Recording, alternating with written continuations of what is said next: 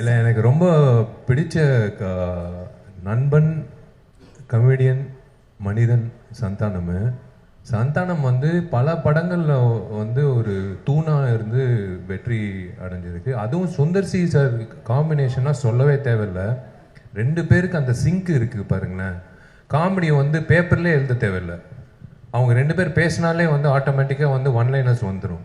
இந்த படத்தில் வந்து சந்தானத்தை பார்க்கும்போது ஃபேமிலி ஆடியன்ஸ்லேருந்து குழந்தைங்க எப்படி சிரிச்சாங்கன்றது கண்ணால் பார்த்தேன். ஒரு 4-5 தியேட்டரில் எல்லோரும் வந்து மிஸ் பண்ணாங்க அந்த விண்டேஜ் சந்தானம்.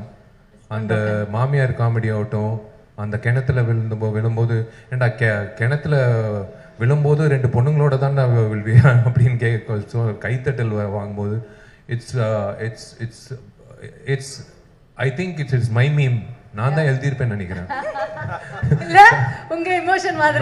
நான் தான் எழுதியிருப்பேன்னு நினைக்கிறேன். என்ன நான் தான் அழுதிருப்பேன்னு நினைக்கிறேன். என் போட்டோ போட்டிருக்கலாம். சந்தானம் வந்து ஆமா மாமியார் வந்துட்டாங்க. கண்டிப்பா வந்து உங்களை அடிக்கிறதுக்கு யாருமே இல்லம்மா, கவலைப்படாதீங்க, பாம்பெல்லாம் இல்லை என்கிட்ட. Santhanam is gone to become a hero now. I wish 1 or 2 films ஒரு மேபி சுந்தர் சார் காம்பினேஷனில் சந்தானம் வந்து இஃப் ஆக்சுவலி சந்தானம் வந்து செகண்ட் ஹீரோ நான் சொல்லுவேன். மதகஜ ராஜாவில் விஷால் ஹீரோனா செகண்ட் ஹீரோ வந்து சந்தானம் தான். ஏன்னா எங்கள் காம்பினேஷன் வந்து இட்ஸ் லைக் ஒரு ஃப்ரெண்டோட நடிக்கும் போது ரொம்ப ஈஸியாக இருக்கும் நடிக்கிறதுக்கு.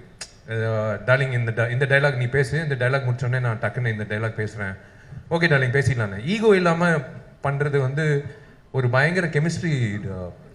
சம்டைம்ஸ் ஹீரோயினோட கெமிஸ்ட்ரியை விட கமெடியனோட கெமிஸ்ட்ரி வந்து பயங்கரமாக ஒர்க் அவுட் ஆகும். So this is a true statement by Tamil Nadu audience.